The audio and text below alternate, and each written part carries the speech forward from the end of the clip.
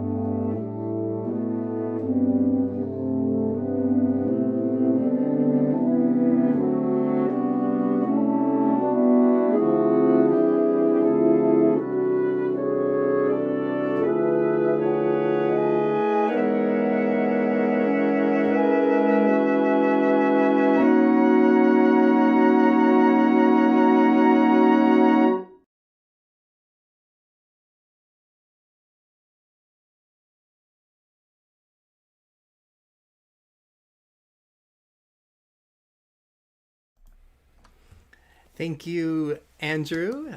Even though it's almost a decade old at this point, I still think it's a really great piece, a great way to kick off our concert tonight.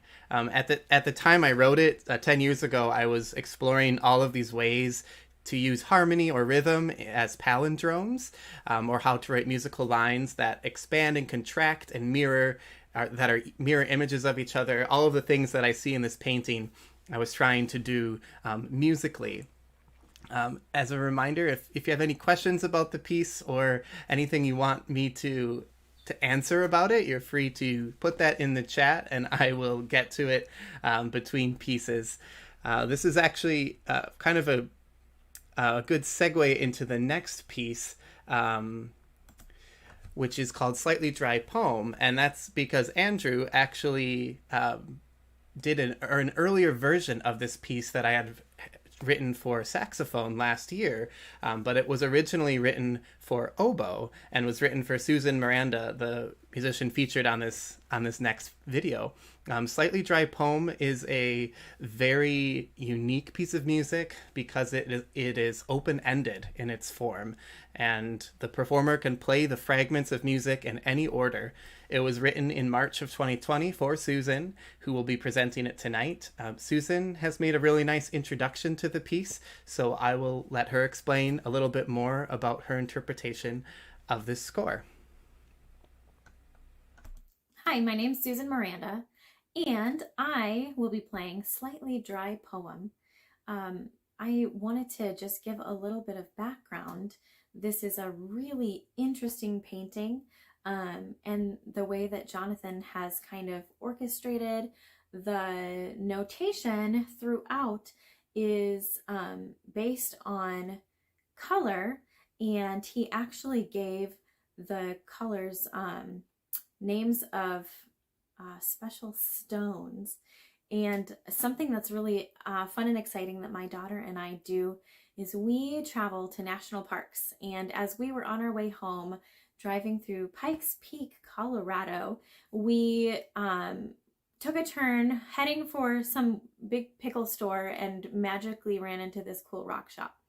And so knowing that I was going to be performing this piece, I kind of had in the back of my head that I wanted to find these gemstones and use them in some way, whether visually for myself, for the audience, or to help me figure out in which order I was going to play the specific colors in the art. So I bought all of these stones on the way back from our trip and kind of just placed them in a random order, and this is what they are. So we've got moonstone,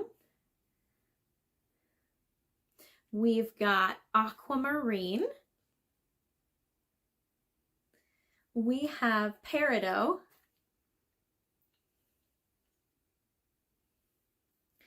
and last but not least, we have turquoise.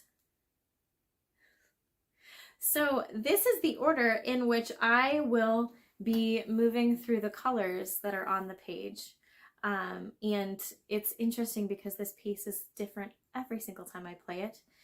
Whether I use the stones in the same order, whether I jumble them around, obviously it's different, but I never seem to move exactly the same place twice.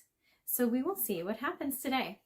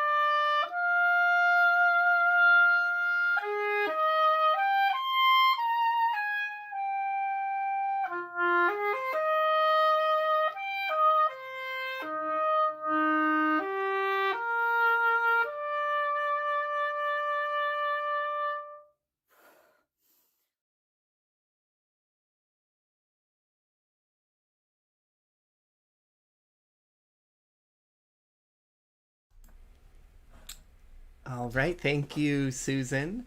I loved putting this video together because you can actually see Susan's eyes wandering the score to find the next fragment and follow along. And each performance is completely different. So it's kind of like you are translating this poem from hieroglyphs and changing its meaning each time. I also love that Susan has collected all of the gemstones now. One of my hobbies growing up was rock collecting, which is probably why I chose gemstones to describe each color. But actually, after Susan had recorded this video, I realized I had labeled some of the colors wrong and had forgotten to include lapis lazuli, which is the purple one, the one that looks like a backwards B. So it's a good thing that I'm a musician and not a geologist, because I labeled them wrong and it confused us all, but it makes for a fun story.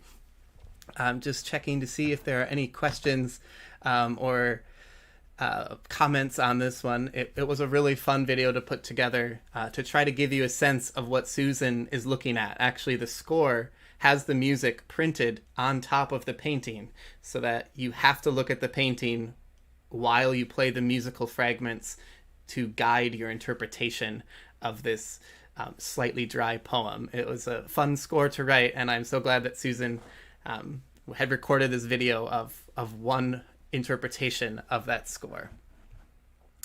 I think I will go on to the next piece.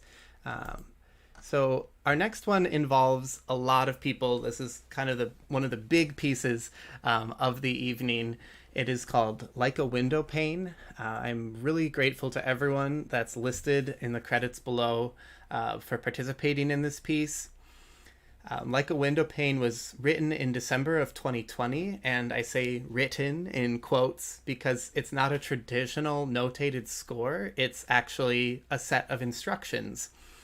And each musician received these instructions and were asked to respond musically to the different colors in the painting. And I gave some poetic instructions and ideas, saying things like the black squares are like the night, and red squares are like embers, and yellow squares are like sparks, and gave some musical ideas that they could use to develop their own response. And then the musicians sent all of those samples to myself and Nate Thatcher, our audio designer for the project. And Nate arranged them into this final 12-minute track completely in secret from me because I really wanted my improvised response to be spontaneous. And so really, Nate had the largest role in shaping the final product, shaping this final piece. And I describe it as making a stained glass window built from all of these different people's ideas of what red means, or yellow, or black, or brown. And Nate allowed the light to shine through that window in some places, but not others. And I'm on the other side of the window trying to make sense of it in my improvised response. It's about 12 minutes long. It's fairly chaotic and noisy, as you can imagine, from stitching together 12 different people's ideas. But it ended up being really exciting. I describe it a lot like a fire, or looking into a fire and watching it change in intensity and grow and change colors as the fire changes throughout the night. So here is Like a Window Pane.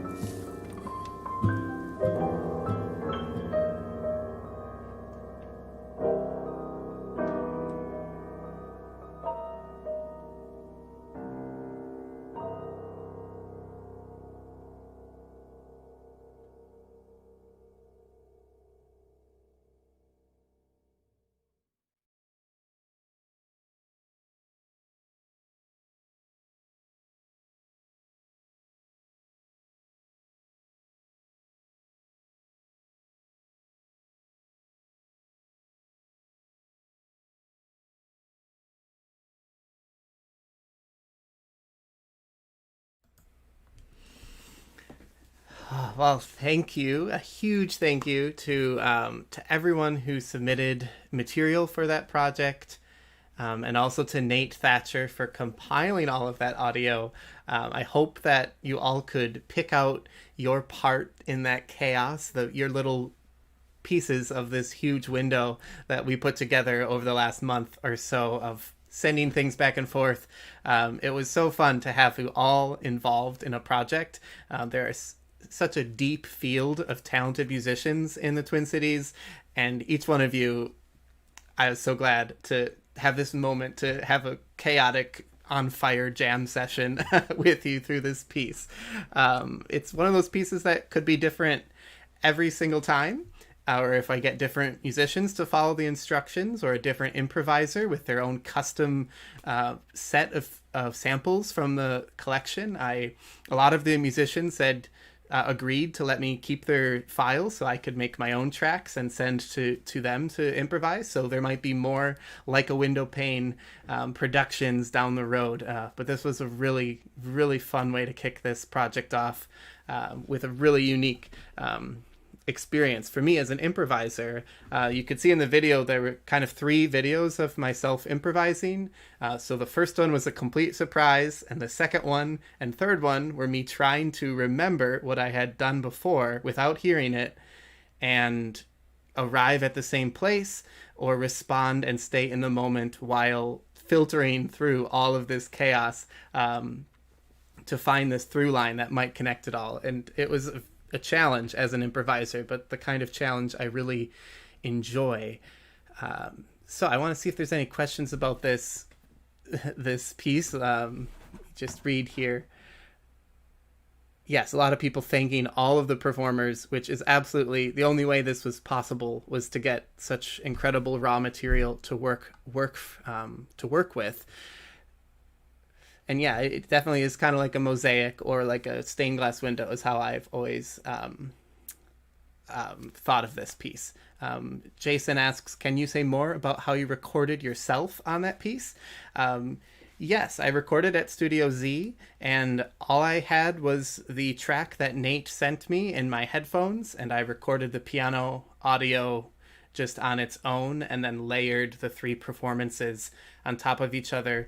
I was at one point maybe just going to pick the best one, but as I was editing, I realized that there was so much going on in the piece, and sometimes certain ideas I improvised kind of blended into the texture, and sometimes they rose above that chaos, and I felt keeping aspects of all 3 performances helped keep the shape of my improvisation alive throughout all of the chaos. Oh, it looks like I answered Jason's question. Great. All right, well, I want to keep going on. I have a couple more pieces yet to share with you. I'm glad that everyone is so active in the chat and congratulating each other. Again, thank you all for being involved. So the next piece is called The Mask with the Little Flag, and it was written in April of 2020. And it's sort of a theme in tonight's concert that I am either premiering something from last year or from 10 years ago. There's like only old pieces or very new pieces. And this piece and the next one on the program were written for solo tuba and are part of the portrait, scene, and symbol component of the Paul Klee Painted Songs project, where I am hoping to write some solo piece for every major instrument. And so these are my pieces for tuba. And when I was looking for portraits, I found this one by Paul Klee from 1925, and it just looked like a tuba piece to me. I had an immediate reaction that this was the portrait for tuba, and I just think it's because it's a very comical looking picture. I imagined how this character might move around or perform. Maybe he's a clown or something. And it just sounded like a tuba was the right instrument to pair with this painting. So one thing I've done in this piece is take some classic tuba tropes that any tuba player would recognize, like leaps of fourths and fifths, and also walking up the scale, this kind of bum, bum, bum, bum, bum, bum, bum, bum, those kind of tropes that everyone knows belong with tubas, and kind of pick them apart and put them together in a fun piece that's reminiscent of circus music. It's a really fun little showstopper piece for tuba, and I'm really excited that Ryan Schneider can bring you the premiere of The Mask with the Little Flag.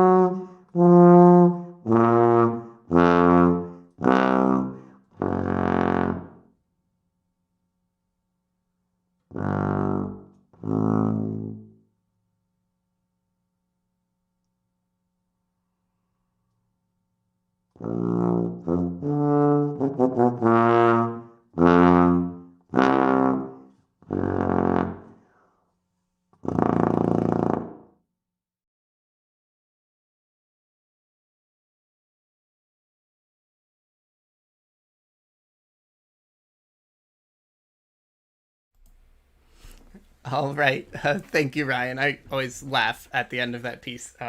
It's such a funny piece. It's such a funny painting. So I'm really glad that Ryan gave it the life that it needed.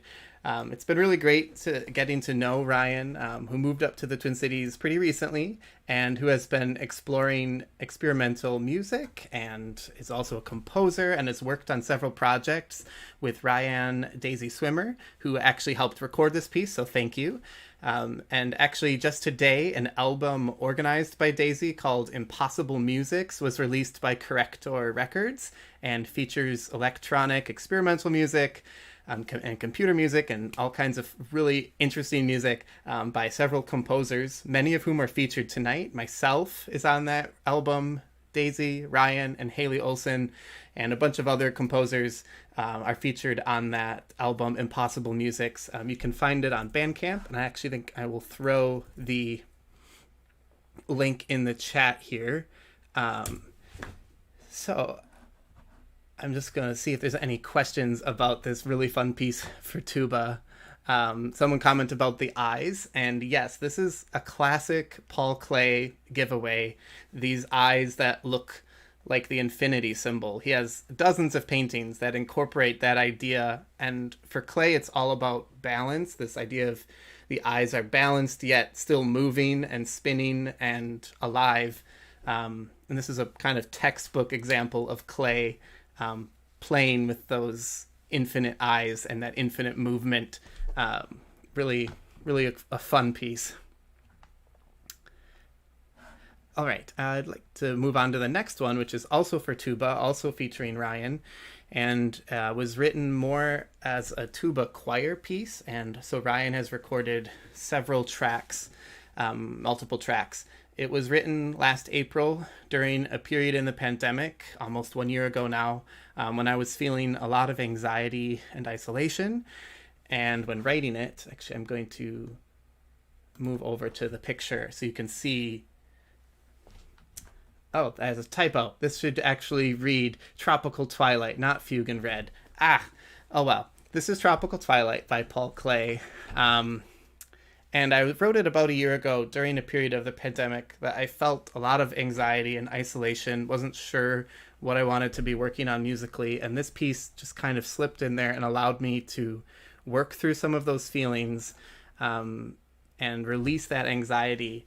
And it's a pretty long piece. It's almost 10 minutes long. It's a lot of really low drones, and you can hear Ryan taking these quick little breaths, almost like a swimmer coming up for air. And so as I was editing this piece, that idea of breathing or better, the idea of struggling to breathe was made very apparent. And as I've reflected on the lives of those affected by the pandemic, whose health and whose breathing and whose lives were affected by that, or in particular how George Floyd struggled to breathe for 9 minutes and 29 seconds, close to the length of this piece, as he was killed beneath the knee of a Minneapolis police officer. That emotional reality of that event and of this past year is not lost on me as I have edited this piece. And additionally, the fact that we recorded this piece on that same Sunday afternoon that Dante Wright was killed by Brooklyn Center police officers is also not lost on me. It's been an emotional time for a lot of people in Minnesota, and I want to acknowledge that I have used this piece to pour some of my own emotions around those events into. It has been a privilege to compose this music and record this music, and that is not a privilege that is shared by everyone. I never intended for this piece to be a political statement, but I do believe that art can be a way to release our anxiety and to focus our rage towards justice and to mourn all of those things that we have lost and those that we have lost. So I hope to allow you the space of this time, this musical space, for you to process whatever emotions you might be feeling this evening after what has been a very long and important pivotal week. It has been a meditative space for me recently. It's a space of healing, and I hope that this music can fill you with peace. So this is Ryan Schneider in Tropical Twilight.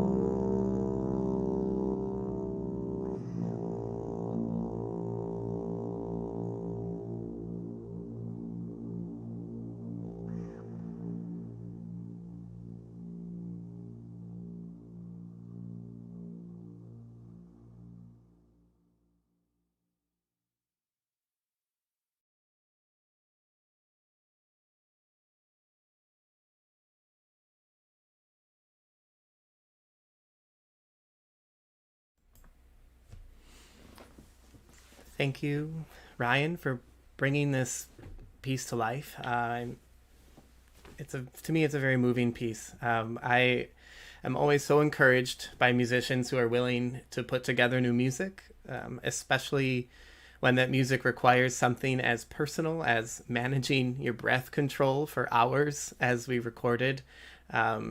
It was a very long piece, recorded multiple times. So thank you, Ryan, for offering that piece for us tonight. And I hope some of you could kind of bathe in that sound, that rich, deep tuba sound. I would love to hear this piece live, to just feel that resonance and those dissonance and those big, powerful chords. It's a form of acoustic resonance that can be healing, and it's very powerful. So thank you for sharing that with us. See if there's any questions. Yes, thank you for it was a gorgeous sound. Very moving piece for me. We have one more short piece on our program. Let me go to the next slide here. And this is Fugue in Red, featuring Kurt Hattenberger. This is another piece that was written almost a decade ago. But before I introduce the piece, actually, I wanted to thank all of the musicians involved in this project. It's been a real huge blessing to work with all of you. As I mentioned before, in the description for this video, there is a link where you can help me support the work of these musicians. Any donations received tonight will help cover the costs of making these videos and will be forwarded to the musicians. The final piece tonight is called Fugue in Red, and it is an example of Klee thinking like a composer as he paints. There are multiple shapes and themes, and they all appear in motion together. And this piece was originally written for trumpet quartet for my very first Paul Klee recital back at Dordt College, now Dordt University. And you can actually hear some of it at the top of this live stream, but when I sent it to Kurt, he actually made two versions of it. He made one at the tempo that I marked in the score, which is 150 beats per minute, and one at a slower tempo. You heard the slower one before, but this is the fast one, and it's a great way to end our concert tonight. Looks like I just want to answer a few questions before I start this piece. Yes, I did do all of the video editing myself. I am new to audio engineering and video editing. It's a skill that I learned during COVID with help from some very helpful colleagues and tutorials that I from last summer. So it has been an area of growth for me. I'm not a trained animator, but I can make the paintings move and do that. The program I use for video editing is called DaVinci Resolve. Most versions of it are free, and I'm streaming using OBS, which is a streaming application that allows you to preload scenes and stream them directly through YouTube. If you have questions about that, I'm happy to answer more technical questions. I'm probably not your best source, but I do know people who've helped me learn these skills. So they're skills every musician should know, and every musician needs to learn. And so I've been fortunate to acquire some of these skills, and hope you enjoyed this live stream. So this is Fugue in Red. I will get the music started. This is the last piece. And again, thank you to Kurt for putting this together, playing all 4 saxophone parts. And this is that premiere.